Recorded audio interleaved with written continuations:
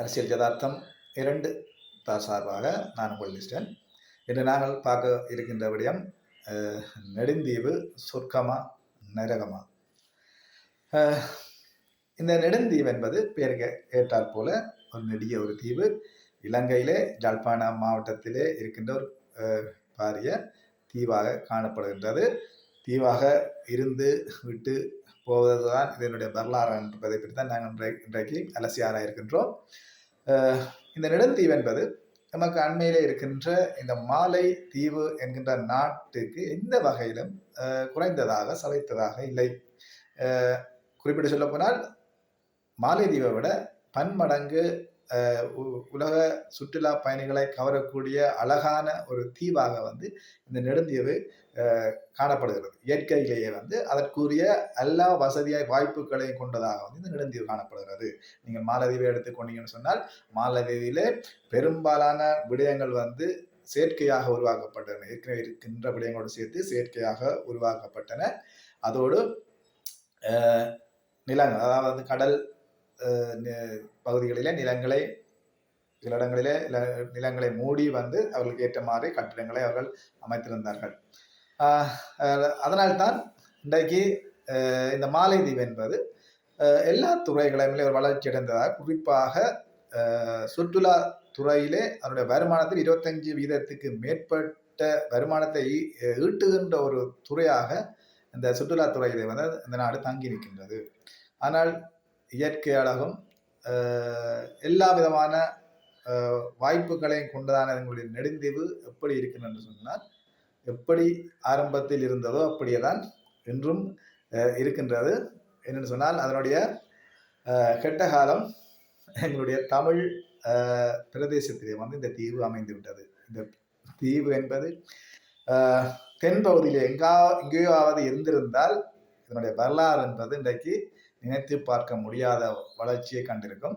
ஆனால் துரதிருஷ்டமாக எங்களுடைய யாழ்ப்பாண மாவட்டத்துக்கு அண்மையிலே இந்த தீவு அமைந்ததனால் இன்றும் ஆரம்பத்தில் எப்படி இருந்ததோ அப்படிதான் இன்றும் இருக்கிறது. இங்கே நாங்கள் காட்சிப்படுத்துகின்ற இந்த மாலைதீவினுடைய அமைப்பை பார்த்தோம்னு சொன்னால், மாலைதீவிலே வெளிநாட்டு பயணிகள், உல்லாச பயணிகள், இறக்குமதியாளர்கள், ஏற்றுமதியாளர்கள் சொல்லி அனைவருமே செல்லக்கூடிய வகையில அதனுடைய இறங்கு துறைகள் அது மிகவும் அழகாக பொருத்தமானதாக அமைக்கப்பட்டிருந்தன. அதனாலே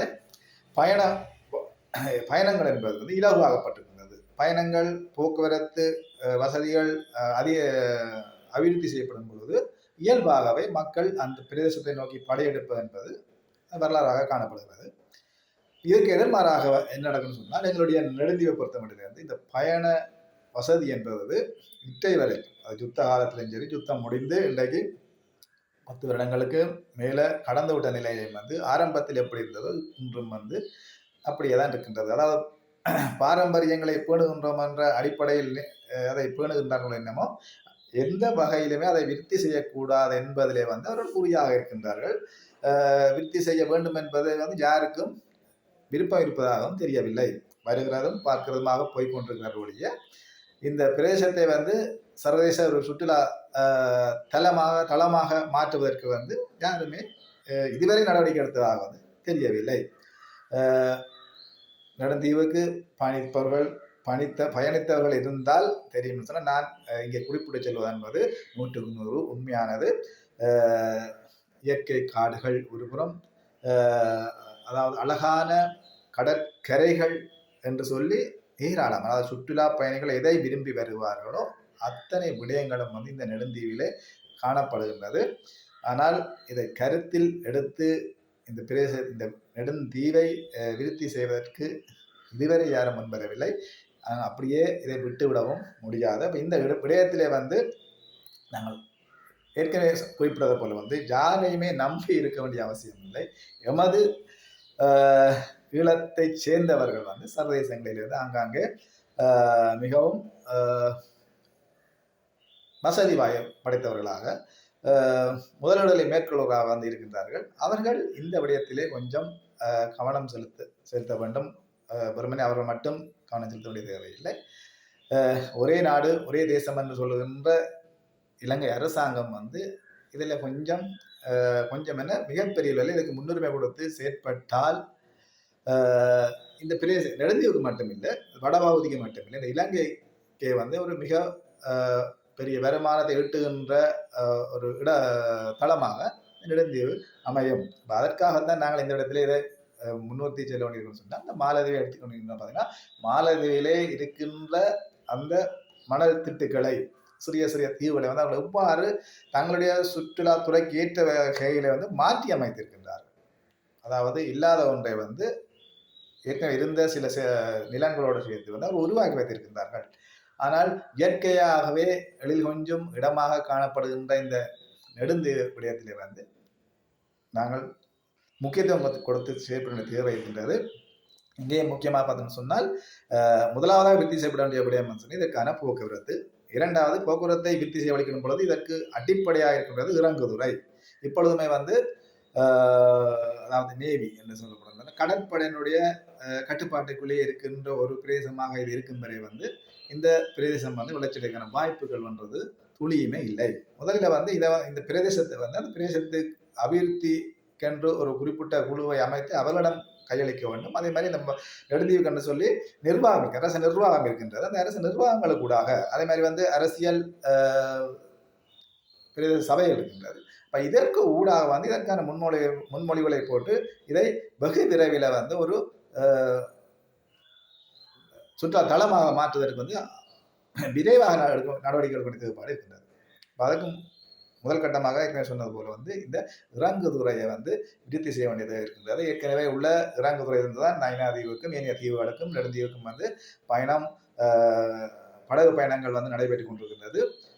அதுவும் ஏற்கனவே இருக்கின்ற அந்த பாலடைந்து போன அந்த இறங்குதுறையில்தான் நடந்து கொண்டிருக்கின்றது. இலங்கையிலே எத்தனையோ கோடிக்கணக்கான மில்லியன் கணக்கான அபிவிருத்தி வேலைகள் எல்லாம் நடந்து கொண்டிருக்கின்றது. பாலங்கள் பெருந்தெருக்கள் எல்லாம் வந்து மில்லியன் அதாவது பில்லியன் கணக்கில் வந்து நடந்து கொண்டிருக்கிறது. நடக்கட்டும், அது பிரச்சனை இல்லை. அதை நாங்கள் அதை தேவையில்லைன்னு நாங்கள் சொல்லவில்லை. ஆனால் இவ்வளவெல்லாம் செய்கின்றவர்கள் வந்து இத்தனை வருடங்களாகியும் இந்த வடபகுதியில் இருக்கின்ற இந்த முக்கிய தளத்துக்கு நெடுந்தீவுக்கு செல்வதற்கான ஒரு பொருத்தமான இறங்குதுறை, தனி இறங்குதுறை என்பது அமைக்கப்படவில்லை. இதனால் தான் என்ன சொன்னால் சுற்றுலா பயணிகள் வருவதில் வந்து பின்னடைகின்றார்கள். சுற்றுலா பயணிகளை பொறுத்தமட்டில் அவர்களுக்கு வந்து போக்குவரத்து என்பது இலகுவாக இருக்க வேண்டும்.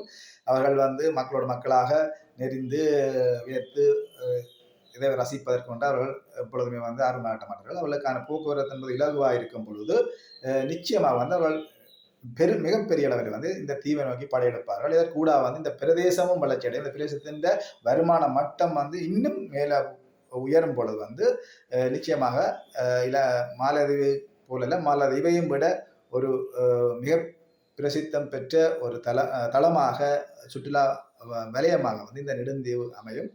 அதற்காக தயவு செய்து அனைவரும் ஈழத்தைச் சேர்ந்த புலம்பெயர்ந்தவர்கள் அனைவருமே வந்து இந்த விடயத்தில் முன்னிறுத்தி செயற்படுங்கள். இதற்கான முன்மொழிவுகளை போடும்படி அரசியல் பிரமுகர்களையும் அரசு அதிகாரிகளையும் இலங்கை அரசாங்கத்தையும் கொஞ்சம் இது சம்பந்தமாக கவனம் எடுக்கும்படி குரல் கொடுங்கள். மீண்டும் உங்களை சந்திக்கும் வரை அன்புடன்.